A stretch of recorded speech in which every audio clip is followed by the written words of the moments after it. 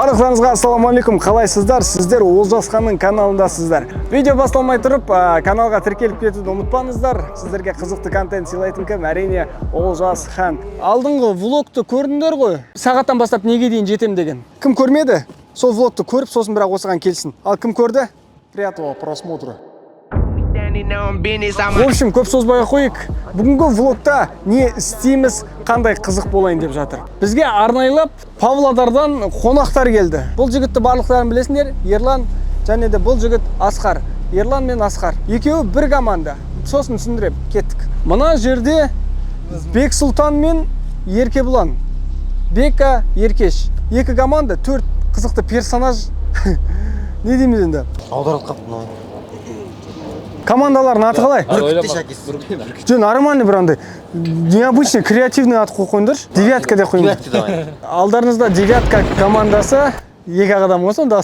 Сендердік ше? Десятка. Десятка дейді. Байғалып тұрған жоқ па? Қандай? Еркіндік? Айтсайшы?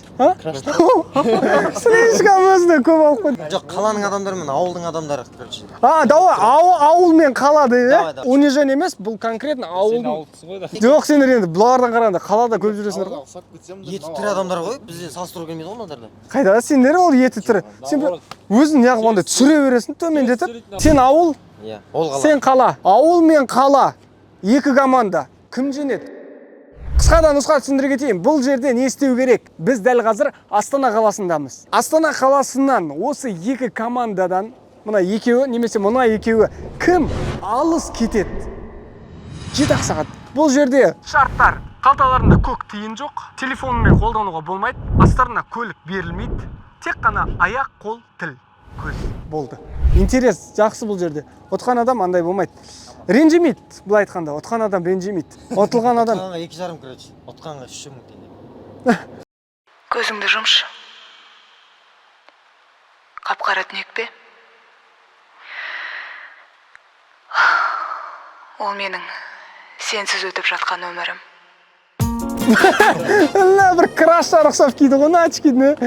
В общем, түсіндіңдер ғой, кім Астанадан 7 сағаттың ішінде алыстайды. Қызық болу үшін жаңағындай ешқандай таныс тамыр, телефон, ақша болмайды. Әркім өз тілімен шустрить етіп, тез-тез бару керек болады. Сондықтан, жігіттер, краштар, қала. Сендерге сәттілік, ауыл, сендерге де сәттілік. Сен ауылдың атын жерге не істемендір? Дайынсыңдар ғой, қазір уақыт қанша? В общем, екі адам жандарына бір адам, значит, 3 адам боласыңдар. 3 адаммен енді жүру кішкене қиындау болады, бірақ сонда да тілдерім болса, шустрить етсеңдер болады. Мен сендерді күтем. 7 сағат бойы анда отырам, қайда жүргендерінде. Таймерді қос қойық мына телефоннан. Сағат былай деп көрсетпей қойық, сразу секундомер дәл осы жерден қосамыз. Мына екі командадан, ауыл мен қаладан кім жеңеді? Видео басталмай тұрып, комментарияға кіріп, өз пікірлерін жазыңдар. Активный комментария жазып, қызықты комментария жазған адамдардың арасынан да ақша ойнататын болам. Ренжітпеймін, активный болып отырыңыздар. Сіздерге қызықты контент сыйлауға біз әрқашан дайынбыз. Өте қызық болады деген ойдамыз. Дайынсыңдар ма? Дайынсыңдар ма? Точно ма? Только анандай, через не хочу деген болмасын, және ма? Андай істесеңдер, ал душ істесеңдер. Тырысып, бағанағыда айтқан бір-екі идея айтып қойған, осылай істесеңдер болады, осылай істесеңдер болады деп. Идея айту болмайды ғой. Неге? Болмайды ғой. Қойш. Сен шартқа келісіп жатсың ғой, қайшы? Идея ғой, жай идея. Оны істеп беріп жатқан жоқпын ғой. Давай бол. Дайынсыңдар ма?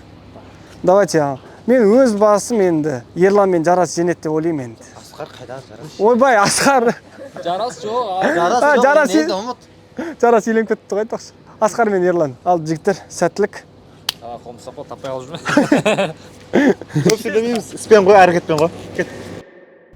Ал енді жігіттерге сәттілік тілеп қойып, көріңіздер, айналдырмай до конца қызық болады деген ойдамын. 1, 2, 3 кеттік.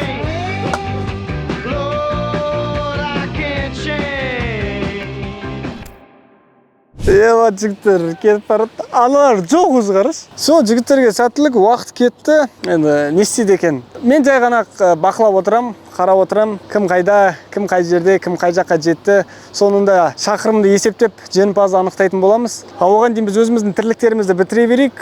Ал экранды жігіттерге берейік. Не бітіріп жатыр, қалай кетіп барады, қалай басталып жатыр. Всем приятного просмотра. Всех люблю за активность. Сіздер менде ең активный оқырмандарсыздар. Әлі YouTube'ды бағындырамыз. Каналға тіркеліп, лайкты басып, комментарий жазуды ұмытпаңыздар. Сіздер қаншалықты активный болған сайын, мен де соншалықты активный бола бастаймын. Сондықтан барлықтарыңызға сәттілік. 7 сағатта аналардың камералары өліп қалмаса болды, самое главное. Все, аман болыңдар. Жоқ, Қарағанды жаққа барамыз, қайда барамыз родной? Автобус бесплатно тұрып пергі болады ғой. Қайда барамыз? Білмей алдым. Қазір негізі Қарағанды жаққа барған дұрыс ау? Қарағандыда не бар еді? Енді жақын қала ғой, жақын ары дальше. Балқаш, сол жаққа баруға болады. Астана шеті қайда ана? Айтып тұрмын, Астана бәрі движниковый, ешкім тоқтамайтын. Павлодар шықпайсың шеке, Астана шетке қарай. Все, жақсы. Кетіп жүрді дальше. Астана адамдардың бәрі пи***седін. Че там асқа біреу табылады деп ойлайсың ба? Табылады. Павлодарда емеспін, Павлодарда болсам рақ кеп көршен. Йоп, давай, тоқта да бер, Асқар. Қазірге снимаймыз, Қазірге снимаймыз, Бортқа отырсаң, миллион теңге штраф салып береді ғой. Қойш. Это Қазақстан, детка. Аудида тоқтамай тұрған адам қайда мырс тоқтамсың сен, ты че, бля, ё-моё. Мына мініп кетсең, олжас бізді құтқара алмай қалады ғой. Сөйлей алмайсың, қу істейсің камер. Брат, такси емессің ба? Таксисің ба? Брат, Павлодардан, Астанадан Шетшаға шарып тұла емессің ба? Жоқ, атмені. Не болып кетті мына өмір, бля. Ассалаумағалейкум. Қалайсыз? Астанадан Шетшаға шарып болса алмайсың ба, брат? Астанадан Шетшаға шарып тұла алмайсың ба? Астана шетіне шарып тұла алмайсың ба деймін? Сенікі емес деймін. Сенікі емес па? Фермаға жазды ғой, ферма. Қалайсың ана? Машина бар ма? Велик бар ма? Велик бар ма? Велик па? Жоқ. Бля, не бар нақ? Ештеңе. Аяқ бар ма не? Қойшы, пайдасы істемекесің. Сәлеметсіздер ме? Адамдарға қызық болғандай, хотя бы қаладан алыс шықпасақ та қызық контент істейік деймін. Может, солай жеміп кетеміз. Болгарға сықсың, не зақ? Абар, сатып жүрсің. Вот тебе деньги. Сәлеметсіздер. Қалайсыз? Кеттік жүрін, паркқа барайық. Бір столовый бір жер ма? На металлды қарана. Темір, бірақ темірдің бағасы жоқ қой. Бля. Автобус отырады. Автобус қайда барады? Қайдан білесің? Қойшы деймін сен. Автобус ақша төлеу керек, жынды ма? Кет, қойшы. Не в тема, араны. Асқар, қойсайшы. Мен бе қой, араны қызысы болып ма? Аналарды машинамен алып тастамасын бір жерге. Сәл-пәл қиындау болған сияқты негізі. Қақа барамыз біз? Қазір. Қайда баратынын білсем айтайын ба? Көреміз, машина тоқтатамыз. Сұраймыз, қайда баратсыз деп. Ұтамыз деген ойдамын мен. Еті тірі жігіттеріміз ғой енді. Енді бізде досым арнай шамал шанс көбірек деп ойлаймын. Сәл-пәл андай. Көшеде танып қалса ғой. Танып қойса ғой. Слей не болмасақ та әйтеуір таниды ғой енді, ел таниды. Енді біз өнер адам болғаннан кейін жаңағы досым вокзалға дейік, вокзалға. Бір станциядан түсіп қаламыз да ары қарай тағы таксимен береміз кеше. Қараған десек тұрсаға түсейік та. Сол жерге жетіп алсақ болды. Фура, короче, КамАЗ, Досым не бойнамаймыз, кете береміз. Ары қарай кете береді ғой, Балқаш. Неге деймін? Таразға деймін. Ары қарай Кентауға барып үйінен шайып шығамыз. Жолмен беріп баратқанымызшы. Шамал жанында әйтеуір жол білетін адам бар. Аналар вообще біле ме екен? Бірақ біледі ғой ол жақты, осы жақтікі олар, Ана үшеуі не істеп жатыр екен? Заправкадан қуып жібермесе болды. Неме істеу үшін деді. Родной, қумаш. Семьясымен жүр ғой, родной. Да. Просто видишь, конкретно снимаем, брат, за городом выехали, там снимаем блок туда. Я понял, я чем могу помочь? За городом оставь, нам за городом дальше уйти за остановлением. Ты хочешь выехать в смысле? Да. Куда вообще едешь, брат? Я еду Софиевка, знаешь такое? Деревня? Да. Давай, вообще тема там, брат. Побольше деньги скинем тебе на визит. Қазір өйткені бізде ақша берілмейді да, У нас короче. сотку все забрали, короче. Я. Такой экран, типа. Көмек саласы баға. Сейчас, секунду, подожди. Все, давай, брат. Ждем тебя. Софиевка ол. Қай жер ол? Ой, акисит. Бля, Софиевка бар, желание жоқ. Кеттік па? Не осы кеттік па не? Софиевка. Родной. Софиевка. Ары қайда барамыз, Базар. Не буду. Қайда барамыз ары Софиевка? Ой, жүре бер шара, қайтесің, қайтен ол жасап кетіп алайын. Ну, дальше больше же. Одан да бар ғой. Негізі мына жаққа, басқа жаққа, Қарағанды жаққа кеткен дұрыс сияқты ғой. Сен машина тапқанына рахмет айтсайшы, бар. Табамыз, родной. Ты там живешь или что? Нет, я туда еду тоже. Давай, ехала. Кеттің, отыр ондар. Все, біз кетіп барамыз. Дальше больше бұйырған. Магазинге тамашаладық. И дальше больше кетеміз. Аға, ютубқа проект сұрып атқанбыз ғой. Ешқандай ақшамыз жоқ. Сіз қай жерге дейін барасыз, сол жерден алып кете аласыз ба?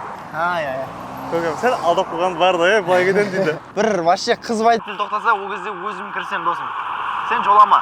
Болса болды, болмаса газеле дейсің. Оператор, қарасы камераға біз дұрыс түсіп жатырық па? Ассалаумағалейкум аға. Аға, сіз қай жаққа қарай кетіп баратсыз қазір? Қарағанды дейсізге трассаға бару керек бізге. Оған немес хотя бы жетіп алайық. Бірақ біздің вообще ақшамыз жоқ, проект түсіріп жатқанбыз ғой аға. Қай жерге дейін Алла басыңыз разы болсын? болсын. Есімім Дауранбек. Еркеш. Қай жерден боласыз? Мен Хорезмнан көшіп Хорезм, өзіміз екенсіз ғой. Бала шағаңыз бар, осы жақта ма? Көкем, көкем Қазір ауылда қалған ғой. өзімізде кес қой көке. Аға негізі не істеп жатсыз қазір қалада? Сәл қолыңыз бос болса ары қарай сәл өткізіп жібересіз деген Қай жерге дейін? Қарағанды трассаға шығарып берсеңіз вообще сізді. Карагандийский трасса. Өмір бақи сіздің дұға тілеп өтеміз біз. Бағымызға орай осындай ағамыз. Өзбекстан мемлекеті Хорезм қаласынан осы біздің қаламызға келіп қалған ағамыз екен. Үлкен рахмет бағымызға орай. Қазір енді біздегі остановка үйдің алдынан Қарағандийский трассаға дейін баратын боламыз. Ағама үлкен рахмет. Қанша километр досым оның өзі? Оның өзі бір 20 километр досым. Оның өзі оңай емес, екінің бірі апарып тастай алмайды ғой. Анар әшейін жүрген шығар. Әлі. Салпақтап. Может. Қарақалпақстаннан, Өзбекстаннан көріп жатқан жандар болса, Аға жазады ғой бізге ютубқа по-любому. Хорезм, Өзбекстан деп. Жақсы, рахмет. Рахмет. Сізге көп рахмет.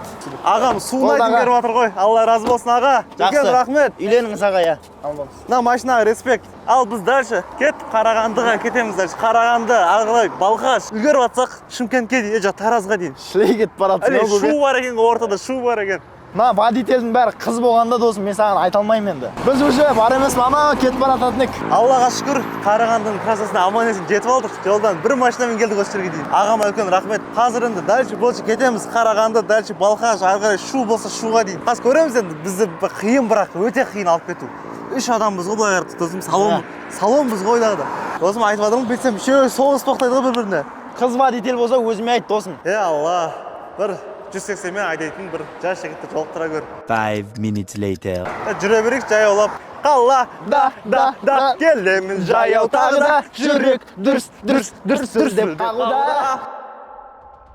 Жігіттерді көріп жатырмыз, андып отырмыз, Тугиспен, Еркешпен Бека, короче, Қарағандинский трассаға кетіп қалған ғой, прикиньте. Кетіп барады міне қараңдар. Дәл шайға кетіп барады, трассадан түсіріп кеткен ғой. Ал Асқар мен Ерлан, короче, қайда? Қай жақта жүрналар? Алихан Бөкейханада жүрналар. Жоқ, машинамен кетіп баратыр, тоже бір жаққа. Ерлан мен Асқар әлі қаладан шықпаған. Бека мен Еркеш шустрый негізі, аны екеуі бар ғой, сәл ұялшақтау, өздеріне деген сенімділік қатты жоқ ше. Всегда анандай. Анау өтіп кетеді, мынау өтіп кетеді, бізге қайда деп отыратын жігіттер ғой. Өздері неге способны екенін дұрыс білмейді. Жарайды, наблюдайте дальше, бірге көрейік. Прямо кетпейсіз бе, братан? Ассалаумалейкум. Прямо кетпейсіз бе? Жігіттер. Қалаға барасыңдар? Алматы. Былай қарай, біз не түсіп жатырмыз ғой, бір блок ше. Сол былай алып кетіп Вообще да Қарағанда. Болды, кетті жоқ. Аллаға шүкір, екінші машина міне Қараған трассасында тоқтады бізге. Түркістанский братан екен. Өзіміз ғой, жерлестер ғой. Қазір бұл кісі Алматыға қарай баратыр. Бағымызға орай. Біз осы кісімен до конца кетеміз ғой. Бір сағат өтті, 6 сағаттан кейін уақыт тоқтайды. Біз сол жерден қалатын боламыз. Қарым ашып отырамыз. Сұрақ көрейік те. Сен сұраштасың, шама ұятсыздасың. На бірақ мынаның ішіне бермейді шашли, заправкада я. Кеттік. Жүрші досым, кіріп көрейік. Сұрақ көреміз. Сен сұраштасың. Досым, жақсы сөйлейсің. Мына кісілерден айтайық. Ассалаумалейкум, қалайсыздар? Аға бірдеңе сұрай салсам бола ма? Біз қазір жолға шыққанбыз ғой, короче. Шама қарымыз ашып тұрады да бірдеңе алып бере аласыз ба? Ала біліп пе? О, рахмет. Алсай, жейтін нәрсе аламыз ғой. Мына пицца жейді. Еркеш сен ұятсыз деп айтсаң бұл. Мынандай сосиска ал ба? Сен сосиска мен чизбургер аламын. Давай. Су ала береміз аға. Мұнда гамбургер істеп береміз дейді. Досым, бір кола алайық. Бір макс. Ұят қой, жынсың ба? Вот ана бір чизбургер төлеп кетсін да қазір кетіп қалып. Төлеп кетсін де кетіп қалып. Есіміңіз кім саған? Ануар. Жақсы, үлкен рахмет. Жолдарыңыз болсын аға. Ағам енді 10 мың теңгені жоққа санаған бар енді. Білмеймін енді, шүкір. Тамақты іздеп, тамақта шығып жатыр. Машина Алматыға дейін шығып жатыр. Отамыз деген ойдамын мен. Қазір тоқтаусыз жүретін боламыз. Ол тамақ барын алдық. Балқашқа дейін жетсек, шүкір Алла, соның өзі бізге уровень. Балқашқа дейін ештеңе ақшасыз. Қазір жақсылап чизбургер жеп, ұйықтау керек болып тұр ғой. Қыздар қырындап жатқан бар да, бір қарап жымиды ғой. Маған қарап, ол досым. Досым, көзбе-көз атысып қалдық қой. Құмаша ма? Маған мұн шығара ма? Әйтеуір маған жапса берді маған қарап. Тау болса өзің. Сұрашы ал сен бізден. Енді Алла қаласа Қарағандыға жетіп алсақ, дальше больше көреміз енді. Бірдеңесі болады, көмектеседі ғой енді адамдар. Фураға ма қазір бірдеңеге жетіп аламыз Қарағандыға. Главный трассасынан түсіп алдық. Біз әлі жүрміз, машина таппай. Грузовойға отырсақ вообще тема кетіп жеді. Нахуй грузовой тартпайды. Легко отыру. Қазір Қарағандыға барайын кішкене бірдеңе не ету керек е? Мультит етеміз ба? Қашықтықтан алмасақ та контентпен алу керек негізі. Алу керек. Жана, ән айтып ақша табамыз ба? И снова всегда я ночь деп біреуді ақша тартып ба? Хотя бы сол ақша табу керек шын. Контент түсірейік шын. 200 километр болса Қараған. Әне экватор кетті. Моя мечта, да.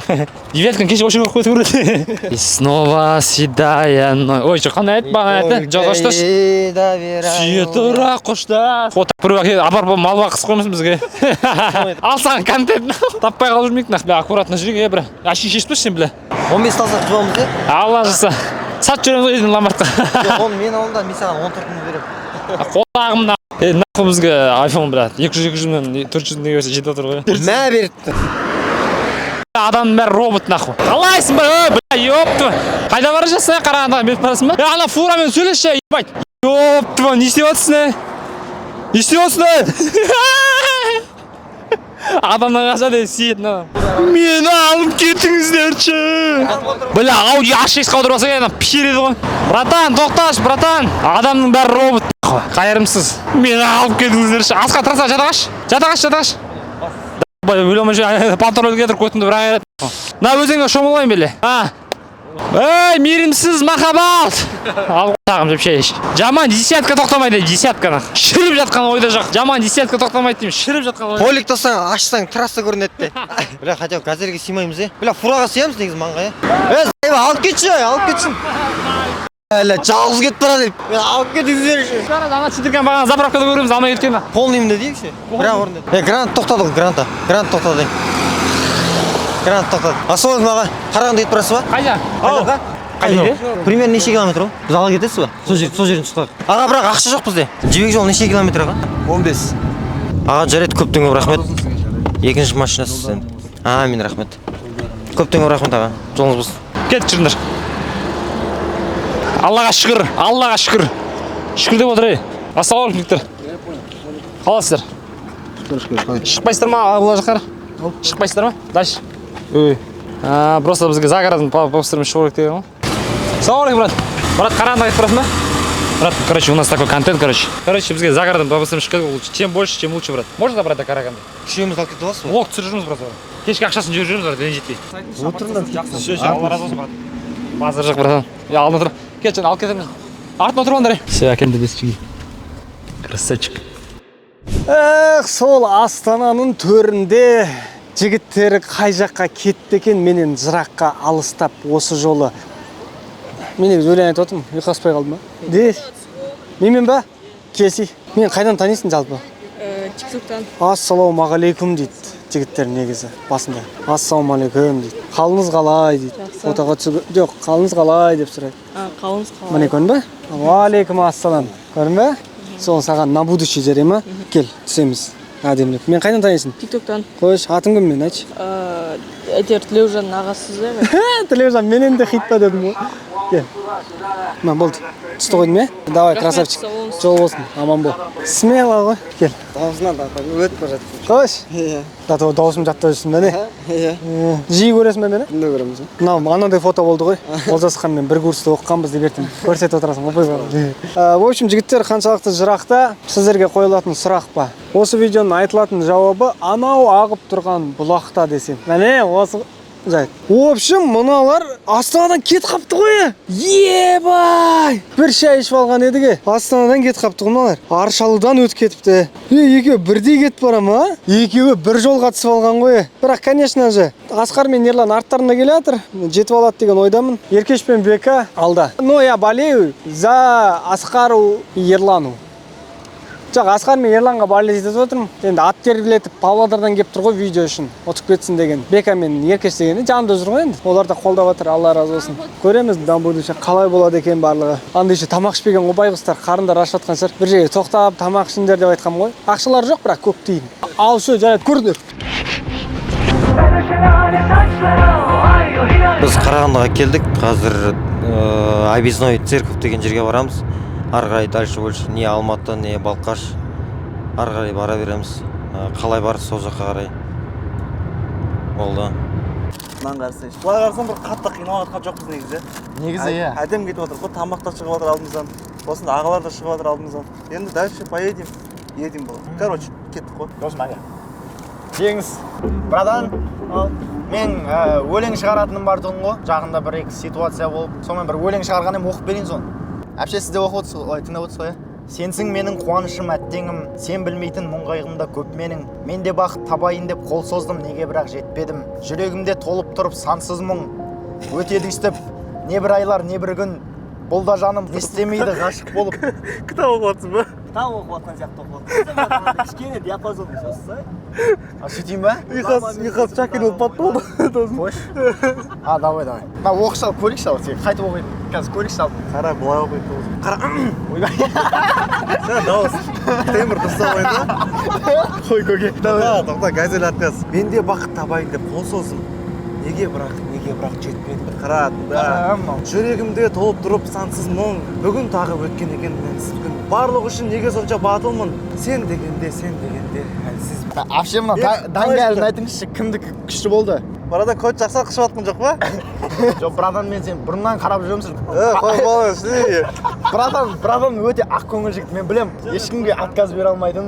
Алғаш махаббат деген бөлек қой. Жүрек кетейін ба? Ауыр кетті. Байға тиіп кетті ғой. Байға. Қазір бір баласы бар. Ал қарын тойды, шүкір, жолымыз ашық. Енді қазір жолдағы бір-екі моменттер түсіретін боламыз. Ал біз не істейміз? Ұйықтаймыз. Кеттік. Ал рахмет сізге аға. Рахмет. Сізге рахмет. Сәттілік сендерге. Жақсы. Алла разы болсын. Енді дальше больше алып алмату. Кеттік жүндер. Кеттік, жүгіруді шақ жүндер. Кет. Жүрсеңдер сен, заебалсыңдар сендер. Тамақ сұраймын жүндер. Бля, Олжық сен үшін сұрап жатырмын. Заебал, ешкім сұрамаушы едім. Вообще сұрамаушы едім, бля, қатты алып тұрмын. Сен үшін только стараюсь. Ради контента, бля. Енді Асқар көрін ба, танымай сидеді всегда задний. Асқар ма сөйлеш? Бере ма, бермей ма, қалай дейсің? Білмейміз. Береді. Оны тілбайлық біледі ғой. 1 minute later.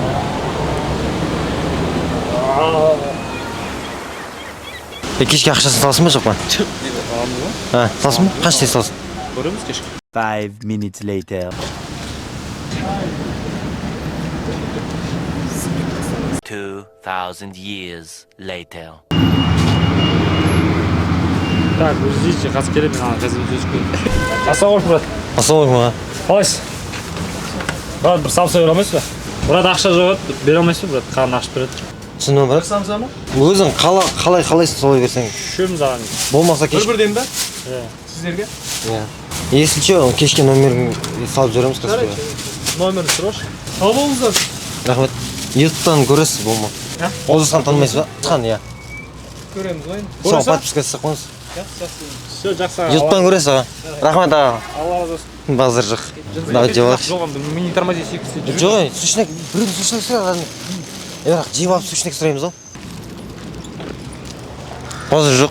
2 сосискадан берген ғой. Негізі камера алып бесплатно өмір сүруге болады екен, иә? Қарағаннан бесплатно, еще тамағымыз бесплатно.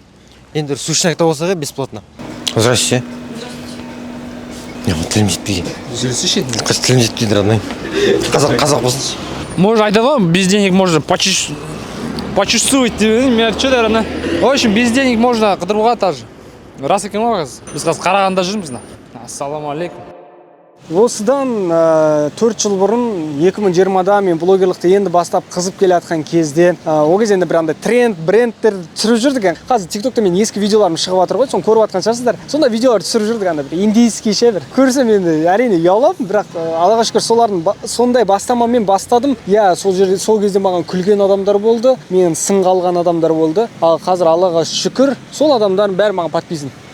Бірақ мен ешкімге кек сақтамаймын, ешкімге жаманшылығым жоқ, амандығым түзу. Оны өзім біліп жүрсем де үндемеймін ғой, короче. Бір-біріміздің жетістігімізге қуана білейік, бір-бірімізді қолдайық. Сол кезде ғана біз өсеміз. Оны әрқашан айтып жүремін, айта беремін де. Алдында бір осындай сөз жазғам ғой, заметке қашы. Қазақты қазақ мойындау үшін қазақ әлемді бағындыру керек. Мысалы, бір қазақ мойындау үшін мойындатып жүрген сол қазақ әлемді барып мойындатса ғана жанындағы сол қазақ оны мойындайды да. Пример даже Димашты алып қарасақ болады, Адамды алып қарасақ болады, Елдос Сметов ағамызды алып қарасақ болады. Барады әлемді мойындатып, сол кезде ой, біздің қазақ деп мақтанады. Ал дуэтті неге мақтамайсыңдар? Осындай жай бір жетістіктерге жетіп жатқанда неге мақтанбайсыңдар? Я Алла қаласа, неге қолдау бермейсіңдер? Ұтылып қалса болды, жер қылады. Отса досындай көріп кетеді бәрі. Бауырым, қандай дәрежеде болмайық, төменде болайық, жоғарыда болайық, әрекет істеп жүрген әрбір пенденің, әрбір қазақты қолдап мотивация беріп жүрейік. Сол кезде ғана біз өсеміз. Көреалмаушылық дегенде ысырып тастаңдаршы былай. байыса қазақ байысын. Біреу жетістікке жетіп жатса қуана біліңдер, нелерің кетеді, құдай-ау. Жетіп жатса біреу, шүкір Алла. Біреу бизнес ашып жатса барыңдар, қалталарынан ақшаларыңды алыңдар, беріңдер. Біздікілер барса біреу бизнес жаса, өзіміз ғой, там посойский бере салса, скидка бар ма деп. Енді байғұс ақшамды обороттап, жинаймын, өсем деп жатқан адам барасыңдар да бетінен қағасыңдар. Ондай поддержка болмайды ғой. Барыңдар, ақшаларыңды алып тастап кетіңдер, артығымен бизнесін өрлей берсін, өсе бер, өне бер деп. Біздікілер наоборот жүреді, біздікілер наоборот минусқа кетіреді ғой адамды. Айтсаң өзіне тиеді енді просто. Шындық қой, ақиқаты. Сондықтан бір-бірімізге қандай жағдай болмасын қолдайық. Влог мақсаты мотивация беру емес, просто тыңдайтын адам тыңдайды, өсетін адам өседі, көретін адам көреді. Мына бір құлақтан кіріп, бір құлақтан шығып кетпесе екен дейсің ғой осындай сәтте. Негізі көп нәрсені түсінетін адам ешқашан үндемейді. Жай ғана көзбен көріп, өзіне ой түйіп жүреді да болды. Ал түсінбейтін адам әрқашан сынға алады, өз мнениясын айтады, туда-сюда. Аман болыңыздар, всех люблю. Олжасхан всегда будет вас мотивировать. Сіздермен бірге өсеміз, бұйыртса. Қолдаңыздар, қолдайтын жандар бар. Мен ойлайсыңдар ма, сүттен ақ судан тазамын деп, мен де бір күні бір жаман қырларыммен танылып қалуым мүмкін. Бәлкім бір күні мен де құлауым мүмкін, аяқтан біреу мені шалуым мүмкін. Бәрі болады. Мен өзім үшін бірақ жауап бере аламын. Мен осы күнге дейін ешкімнің ақысын жек көрмегенмін. Осы күнге дейін бірде бір адамның аяғынан шалып, ар-намысын таптамағам. Жарайды, менде күнә қателіктерім бар. Мен де қателестім көп. Мен де күнәға да баттым. Ең басты адам тәубеге келу ғой. Қателеспейтін пенде пәк адам жоқ бұл өмірде. Соны ұмытпаңыздар. Мы все ошибаемся. Аман болыңыздар, бар болыңыздар, нар болыңыздар. Мен қалай бар, солай жақсы көріңіздер. Болды. Мен де сіздерді солай жақсы көремін. Дальше көріңдер, аналар не істеп жатыр екен. Қажа кетіп барасаға? Жарайды. Басқа регионның номерін күтпесек, родномында ешкім жоқ. Қажақсың. Қарағанда. Ой, Балқаш. Балқаш кетіп барсың ба? Иә. Балқаш кетіп барсың ба өзі? Біз ала кетесің ба? Бізге, короче, концерт тұратыңыз ғой? Короче, ютубқа. Сен кетіп па? Кетіп, Балқаш кетіп па? Кетіп. Тостыңыз ба? Енді алдық бірақ білмейміз қалай екен, жолда қалай екен. Жаңа алыңдар ма не? Кешке ақшасын беремін, сушнек ала саласыңдар ма? Что-то совпадает бізге. Ол же, короче, айфон дайындай бері. Алла жазса енді кешке барамыз. Біз уже Қарағандыдан Алматыға кетіп барамыз. Пересосыш. Машинамен ба или самолет? Девяткамен. Не жектір ма? Машина бермейді, біреу келсің сен. Кетіп давай. Мынандай доғып тұрсын. Мынандай Таразға кетіп барады, Алматыға кетіп барады. Артықсын көрмей ақ қойын. Жүр кетіп па? Сушник алып қойып па? Давай, құйып алыңдар. Просто біздің ақшамыз бәрі олжа салып қойған ғой. 20 литр хуйня болып қойды ғой, бауырым. Давай.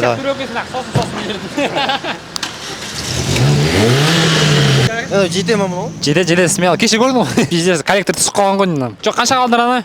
1-2-30 жүрші машина тұрып. Қанша қалдың? Машина менде Toyota Mark II болды. 2001 жылға. Сосын? Рус счет. Жаңағын ауыстырып алдым. Бастан ауырасың ба жоқ па кішкене? Бастан ауырасың ба жоқ па? Неге ауысып алдың? Рус счет жүргізбейді бізде. Қандай неме болды? Қандай двигатель? 1 дизель. 2.5? ГЕ ма, ГТ ма? ГТ. ГТ? Турбовый болды ма? Жоқ, турбовый болған негіз. Негіз ГТ турбовый болған. Алып тастаған. Просто өзінің инжекторын ауыстырып тастаған ғой. Давай, кет. Өзің сөзін қысқасын, бензин бол. Бля, что-то бізге видеода что-то, бля. Қала командасы ма? Қалалар, бля, аэропортпен ұшып кетпесе, атак біз жеңетін сияқтымыз негізі, Олардың не ойлаған кім білсін? Жеңістің иісі кішкене шығады азат. Pro Max не? Мынау енді, бля, жақсы ма машин? Жақсы деп ойлаймыз. Давай, кет. Артын саласың. Самайық қосайшы. Йоп, запасный багымен жатыр ғой. Бак тесік па? Мынаны тірек қойсайшы хотя бы. Тірек қойсайшы ана ағашпен. Бізден де отмороздар бар екен ғой. Біз водезге отмороз. Шлангын тура канистраға тағып тұр ғой. Бля, ауыстырып отырамыз ғой не? Я сам ғой бак тейін. Полный қойсақ, қол кетеді. А что, резиновый құя бересіңдер ма вообще? Резиновый құя бересіңдер ма? Ауыл болғансын сізсін. Жо, енді мазгасы құйма деген ғой? Болмайды ғой, братан, ты что? Енді өзіміздің қазақпыз ғой наға. Алматыға кетіп барамыз аға. Мен де өзім забращик болып істедім наға. Бола берсін е. Өтірік бүйтіп қой. Жоға, сөзі болса бізге звонайсыз. Мен номерімді алып қалыңыз, кешке олжасы ақша бергенде жібере қоямын. Өзім сұрап алсам шаға. Сұрап ал, бақ. Шетейін. Өтірік құйғандай болды. Бак жауып тұрсың ана жерде, құйып алсын, жауып алсын. Мен бар. Құйып ала берек. Сігейін. В Казахстане все вооружено. Қанша құйыңдар ана? 20 литр құйып алма сен бакка? Болды ғой, ішпейді ғой бұл. Жүзіне 8 шеді ғой бұл кетті. Нормально жауылса құйылса болды ғой, ағашқа немен жалынып тұрсыңдар. Сушник алдың ба? Наспай алдың ба? Сушник алдым. Алған жасың ба? Темекі алған жасың ба? Давын. Қайдасыңдар? 2005. Ал кетіп жүріңдер. Айнен ақ. 2005-тер уже Лексмунтке мінген кезде ашымайтын жерің қалмайды. Жақсы аға. Ена есікке не болып қалған, Қырлан ішіне шығарайын ба, сыртына шығарайын ба? Тоқу ма? Ой! Ал жарайды. Осы жолы что-то менің орным всегда алдында болды ғой. Мына жерде шишка болып қалған, е? Сенің машина көп болған ғой деймін, е? Мардос енді қандай? Екінші машинам бар ғой. Екінші машинам ба? 2005-сің ба? Жапшы осындай. Музыка қоспай қой, әңгіме соғып отыра береміз ақ. Бать, сен жүрісің пиздес екен енді ақ. Міне кетіп барады бір легенда ақ. Бать. Екі аз ғой мотор. Тарта ма? Жақсы тартады. Давай қазір. Мынау петличка. Қазақ майский ма? Петличка тұра тұр нақ. Ай қазағыма жігіттер, абамылдырай жігіттер нақ. Біраз осы Қазақстанда бір дұрыс машина мінуге болмайды айтыңдаршы, я? Дұрыс. Қашан нормальный иномаркаға отырамыз, е? Жарайды, мазган sıkпайсың. Давай, родной, мә өшіпті. Тоғыз тұра берсін кішкене. Давай, рәңгі айтты жігіттер, е? Ақжалдықымыз. Ақжалдықымыз. Ажал? Иә, кенттен. Ақжал. Ажал деген жаман естелеген қонасы. Машинаны енді алдық. Білмейміз қалай жүреді. Сізген нақ. Спидометр істемейді. 3,5 оборот ұстап отсаң жетеді. Ақыл саған 3,5 оборот нақ. Қайда асып бара жатсың? Енді асығу керек қой. Километр пробег айландыру керек қой бізде.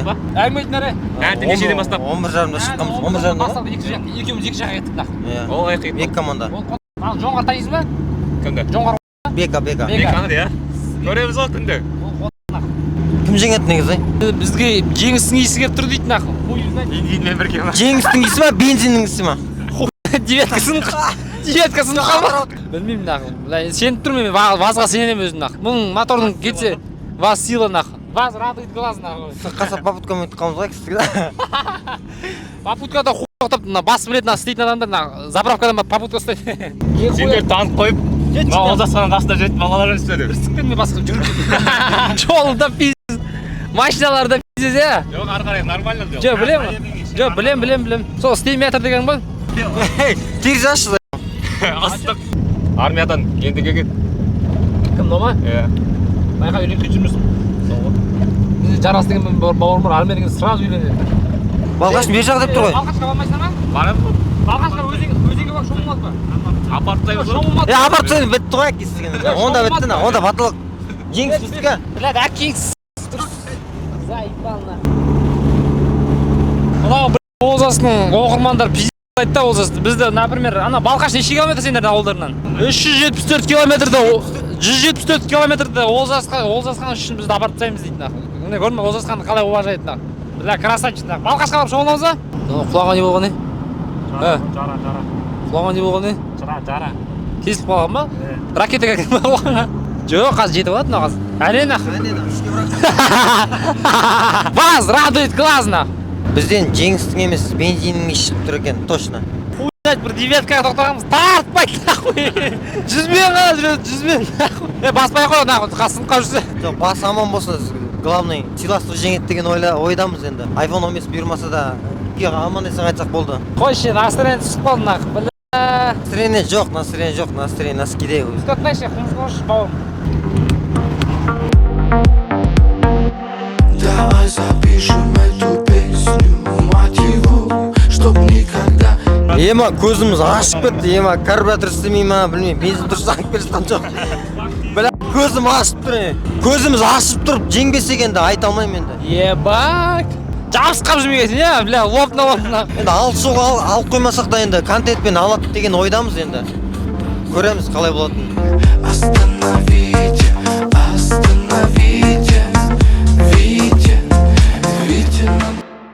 Көріп атсыңдар кім қалай кетіп бара жатқанын. Примерно Ерланның маған жіберіп атқан ситуациясын қараңыздар.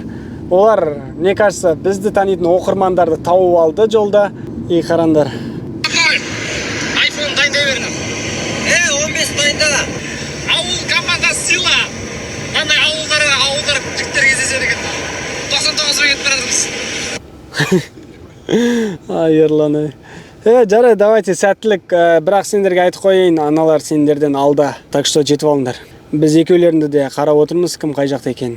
Так что сәттілік, давайте. Бірдеңеге босып кетіңдер. Тоқтамаңдар главный. Қазір көрсетіп кетейік, кім қалай келе атқанын. Еба. Мыналар Қарағандыдан асып кеткен ғой. Офигеть, Қарағандыдан асып кетті уже. Ерлан мен Асқарлар асып кетіпті натуре. Наримандар оказывается артқа қалып қойыпты. Мен қателестім. Бірақ аналарға не болды зато? Мотивация болды. Одан сайын тез жүретін болады енді. Айтайын ба қай жақта жүрналар? Спасск деген жақтан. Қазір сіздерге қанша уақыт өткенін көрсетейін. 3 сағат уақыттар қалған ғой, прикинь. 3 сағат 57 минут уже. Олар где-то уже 300 шақырымда кетіп қалды, е? Еба, потолок. еш ақшасы ештеңесіз. Жарайды, сәттілік жігіттерге. Аман болсын. Еще қайтуы бар олардың, иә. Уақыт тоқтатпаймыз. Наблюдайте дальше. Ал біз оларды күтеміз. Короче, достар, жолда мынандай жағдай болып отыр. Кәдімгі бұршақ жауып отыр. Шамал қойдау деймін.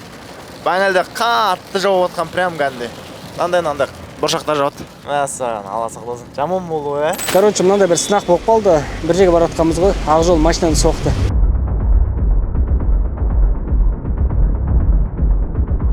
Он екісінің есіктері қанша тұршы еді өзі. Ай, Ақжол, ай. Бүгін еще бізде сатылым болу керек еді. Ай, Ақжол, красавчик, молодец.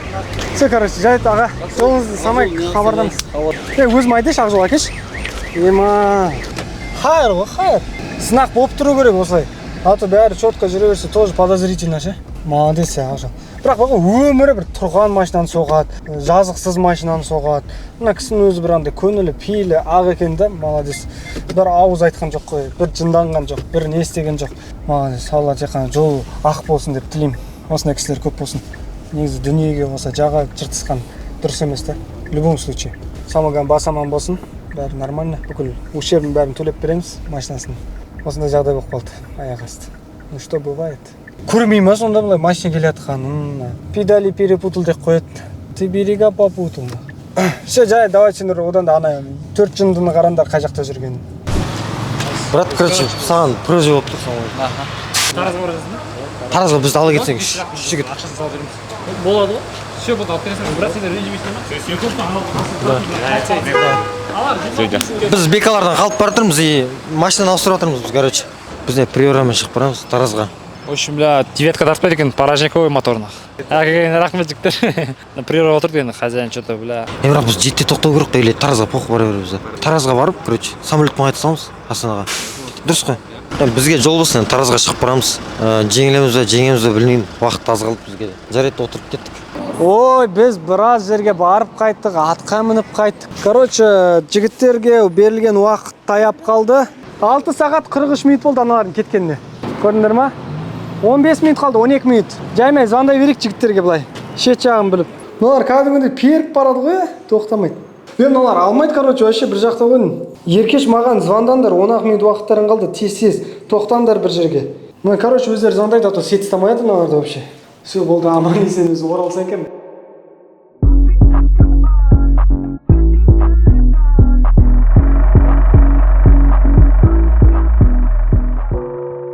Сағат 6:30, біз Балқаш тамыз. Балқашымның самалынайды. Короче, әлі аналардың қақта екенін білмейміз. Бірақ бірінші Олжасқа хабарласамыз, не де болса да. Уақыт бітті негіз. Че там? Батер, Балқаш жақта жүрдей ма, сендерді бірден не дейді ғой? Досым, 650 километр тастадық қой артқа, ей! Досым, қара! Астанаға дейін 650 километр. Міне. 650, е? Астанаға дейін 650. Болды, стоп, тоқтаңдар, артқа қайтыңдар енді. Аналар қазір сет ұстамайды деп кете беруі мүмкін ғой негізі. Жоқ, олар тоқтайды тоже, не, сет ұстайтын жер тоқтап отыр. Олар, досым, сен Алматыдан ары қарай кетіп қалған ғой, бауырым. Ой, шәлей енді. Хомаш қақтың Алматысы. Короче, кім ұтқанын келгеннен кейін айтамын, қызық болсын. Сен білесің ба негізі кім ұтқанын? Білем, конечно. Олар натуре Алматыдан кетіп қалды ма? Көресіңдер ғой өздерін, давайте. Қайтыңдар енді. Қайтқанда ше біз. Қалай қайтамыз? Ұйықтап жатыр ғой. Қай жерде жүрсіңдер вообще жалпы? Балқаш. Балқаштың көліне түсіп балығын жеп, бірақ қайтыңдар енді. Қызық болды ма айтыңдаршы соны? Қызық болып бізге өзімізге. Сізге паталап болды енді. Қайтарда ақша бола береді, болды тұсады. Болады ғой, егер де ол сенде болса. Қайта сен 650 километр, ема. Сен сағатта барамыз, Аналар вообще бір подписчиктар тауып алған ғой, солардан проститіп до конца кеткен ғой солармен. Асқарлар ма? Қазір андай бір тамақ не істендірсе, андай бір қайыршылансаңдаршы. Қайыршыланымыз, В общем, бір қызықты бірдене түсіріп қайтыңдар сол жақтан, Балқаштан туда-сюда деп. Бірақ, әділ болсын, Әділ болады, досым, білесің ғой. Еркеш пен Бека связьға шықты, шашымен мән бермеңдер, түрім жаңа кепкадан кейін мал болып отыр, сәл-пәл. В общем, нормально мал болып отырмын. Енді Ерлан мен Асқарды күтіп отырмыз. Олар әлі связьға шыққан жоқ. Қалай болады екен, қайда екен? Сендер көріп тұрсың ғой примерно қазір қайда екен? Мен білмей тұрмын просто. Маған хабарласын. Сосын анық-қанығын білетін боламыз. Все, давайте, аман болыңдар, сау болыңдар. Десең, қоштасып тасың. Енді солардың звоноктарын күтеміз. Біз Балқашқа келдік. Кімдер? Мына жерде жүр примерно. Тамақ ішіп болдық біз не. Ей, жагиға ғана кірдіңдер ғой, біз ана жақтан видеоға түсіріп тұрғанбыз сендерді. Бәлі. Біз жеңдік? Қалай сендер жеңдіңдер? Біз сендер мына жерде машинада түсіп мына жаққа былай келдіңдер ғой. Қойшы. Біз қашан келіп қоймыз? Қойшы, жаңа ғана түстіңдер ғой сендер. Барлықтарыңызға қайырлы күн, қалайсыздар? Бүгін екінші күн. Мына жақта стройка болып отыр, мән бермеңдер. Жігіттер таңғы сағат 6-да үйге аман есен жетті. Оған дейін мен ұйықтап қалдым, короче, ойлағам, күтіп аламын ба, түсірем ба деп. Екі команданың примерно басшысы деп айта берейік. Да, мен таң қалғаным, екеуі бір жерге барғандар ше. Не басқа жаққа бармадыңдар? Или сендер келіс алдыңдар, иә? Жоқ досым. Қалайсыңдар бір жерге именно барасыңдар? Мен кеше түнде ойлағаннан соң ойладым, Қарағандыға трассаға шығам. Ащы кетем деп. Сен ше? Мен вообще білмеймін бұлардың баратынын. Біз Қызылордаға кетпекші болғанбыз, бір жігітті алмай қойды, сосын Қарағанды трассаға шықтық. Жоқ, бас ауған жаққа бара бердің ба? Иә, бас ауған жаққа. Біз вообще Қызылорда Таразға кетіп бара жатқан жерден короче тоқта дедім ғой. Біз дальше Таразға кеттік деп ойлағанбыз. Біз сол мысалы Алматыда ұсталып қалды бізде. Болды, Алматыға дейін кетеміз деді. Бірақ сендер Алматыға барсаңдар біз жеңіп жетіп, Тараз Алматыдан ұзақ қой. Уақыт қол жетті 7 сағат по-любому. Кім бірінші барады? Иә, сендер білмейміз, біздер білмейміз. Жоқ, конкретно кім ұтты? Мыналар ұтты ма? Олар екі-ақ машина барған ғой, короче. Біз 6:40-да келдік, бұлар 7:00-де келді. Ұнады деген ойдамын, жігіттердің талпынысы, оказывается, реально вообще возможность болмаса, желаниең ғана болса, біраз жақты бағындырып тастауға болады екен ғой. Қала құрамасын шын мәнісінде жеңіспен құттықтаймыз. Молодцы, красавчик. Мойындайсыңдар ма? Біз 6 машина ауыстырдық, 2-ақ машина ауыстырған ғой. Түнде, дұға еттім ғой. Дұға еттім ғой түнде. Алдында Олжасман айтқан, бұл мен спорт ұмытылды ғой. Сосын айтқан, "Та, мен саған телефон берем, бірақ сен жарыста жеңуің керек" деп. Жарыста сен жалғыз емессің, үш адамсың. Жарыста сендер үш адамсыңдар ғой. Мұны айфонды бергеннің өзінде үшке бөлін керексің ғой. Білмеймін, қалған жігіттерді Олжас өзі қуанта жазады ғой енді. Маған өз личный обещаниесі бар да. Давай, қыздарды жеңілмен құттықтап көрейік. Құттықтасын қыздар. Жеңілгенде жігіттік дейді ғой. Жеңілген емес, көтерген дейсің ба қалай? Екеуін бірге Сөзге жоқпыз. Айтсай? Жеңілгенде жігіттік дейді ғой. Қалай чөт? Жел көтереді. Жел көтереді. Көтерді. Жарайды, молодцы, құттықтаймын. Енді алдындағы біз жеткен iPhone 15 Pro Max, мен бұны Бекаға подарить еткім келіп тұр. Негізінде шын мәнісінде Бека ұтқанында қалағам осы iPhone-ды ұтсын деп, себебі Беканың телефон. Сен екен ғой бәсе, жеңе алмай қалғанбыз. Жоқ, мен имеется в виду, сендердің де ұтқандарында қалағам негізі. Мен сендерге подарить еткем негізі, сендер ұтады деп. Бірақ енді Бірақ бар ғой, родной, біз қашықтықтан ұтылып қалсақ та, бұлай контентіне ұтылған жоқпыз, родной. Бұлай алып шығып тұрмыз ғой конкретно. Жоқ, мен оған спорт етпеймін ғой, сен контент айыр жіберетіндеріне. 15 Pro Max Бекаға. Беканың телефоны ескі, білесіңдер. Ма, досым, игілігін есті. Мен сөзімде тұрдым ба? Иә, тұрдым. Болды, красавчик. Маған проблема емес ол. Мынау екіншісі жүзік еркешке. Білмеймін не істейтінді. 950 мың теңгенің жүзігі. Енді ойлаймын. Бұлай айтқанда өзім вообще 130 мың теңгенің сағаты жоқ, не iPhone жоқ, не жүзік жоқ, короче. Барлығын контентке құйып атым. Мына не істеп тұр? Әдемілеп тұршы досым, бүйтіп сәл жоғары. Маған самое главное сіздерден поддержка, лайк, комментария болса болды, басқа ештеңе керек емес. Активный болыңыздар. Сендерді жігіттер құттықтаймын. Мынау сендерге ма? Ма? Ма деймін? Ақшасын жүрген жоқпыз, родной. Ақшасын емес бұл жігітше. Қатысқандарың үшін ма? Ана оқырмандардың ойнатасың. Жоқ ма, Ерлан? Ал деймін. Жоқ ма, осы ойынға қатысып, өздеріңді шындап бір әрекет жасап, поддержка беріп, жолды артта қалдырып, мен үшін контент деп келгендерің үшін, алтын уақыттарын бөлгендерің үшін, мынау сендерге ма? Бөліп аласыңдар екеуін. Бұл ақшаны И снова всегда Сол ма, жігіттер, өздерінің ана-мыналарына, короче. Реніш жоқ шығар деп ойлаймын енді. Жоқ, реніш жоқ, просто мына жерде дүние үшін жүрген жоқ, просто сыйластық үшін шақырғаннан девяткамен келіп тұрмыз, Астанадан. Павлодардан Астанаға келіп тұрмыз, ары қарай біреулердің қайыр сұрап отырып бардық қой, Балқашқа. Аман есен келдік енді. Все, красавчик. Контент үшін ғой просто. Иә, Алла разы болсын. Осындайда қолдайтын достарыма көп-көп рахмет. Алдағы уақытта бұдан да қызықты контенттер болады. Біздің еңбекті бағалап, комментария жазып, осы каналға тіркеліп кетіңдер. Осы мен ютубымда өзімде қазір басты цель миллион подписчик жинап алу. Мен оны істей аламын деп ойлаймын. Өйткені осы күнге дейін қаншама платформада миллионнан асып оқырман жинадық. Ютубта бір айда 500 қыздың шашын табамын. Болды, жігітше. Давайте, короче, 500 мың подписчик жинап тастайықшы осы видеодан кейін. Тіркеліңдерші барлықтарын, Бекан шашын алып тастайық. Алып ба 1 айда? 1 айда жинаймын, конкретно жинаймын. Аямайсың бауырым. Короче, құрметті оқырмандар, Асқардың сендерге өтініші, сендерге қай команданың Балқашқа дейін жеткені ұнады? Кімнің еңбегі ұнады? Кімдікі өтті? Кімнің моменттарына көп күлдіңіздер? Соны жазып кетіңдер. Ауыл немесе қала комментарияға. Ауыл мен қала деп жазып кетсеңдерші, короче. Ауыл мен қала или ауыл деп жазып кетсін? Жоқ, ауыл мен қаланың қайсысының контент өтті, соның қайсысы қызық болды, соны жазып кетіңдер. Болды, жазып кетеді. Все, жігіттер, Алла разы болсын. Келесі контентті күттіңдер. Көп сөйлемей ақ қойық, зачем это все? 500 мыңға жете алмайсың деген ойдамын. Жетем, мен обязательно жетем. Шашынды аламын, мен сені отвечаю. Мына видео шығады ғой, содан бастап санаңдар 1 ай. Шугарингпен алу керек қана. Жоқ, осы видео шыққанда 1 ай санаңдар. 500 мыңға жеткіземін мен. Көрде тұр осы. Айтқан. Спор жалғаса береді досым, до конца. Қазырақ та адамды тіркеледі менің каналыма көресіңдер. Біріншісінде мен сен ұттың, екіншісінде мен ұттым, үшіншісінде кім ұтады енді? Мен ұтамын. Алашысы. Вот шашынды мен сені отвечаю аламын. Тап-тақыр қылып. Ала алмайсың ба? Көреміз. Давайте, мен қолдап, комментарияны толтырып, каналға тіркеліп, 500 мыңға асыр жүрекші подписчигім саны. Всех люблю, аман болыңдар. Осы влогта қызықты моменттерді TikTokқа салып, көп просмотр жинап, активность көрсеткен бір оқырманға өзімнің жеке сыйлығым бар. Беканың 11-ін ойнатып жүрсейсен. Старый 11-ін ойнатып. Әкел ескі телефонды маған. Беканың ескі телефон бірдене қылам. Все, всех обнял. Сіздер Олжасхан каналында болдыңыздар. Көп рахмет до конца көргендеріңіз үшін. Келесі кездескенше аман сау болыңдар.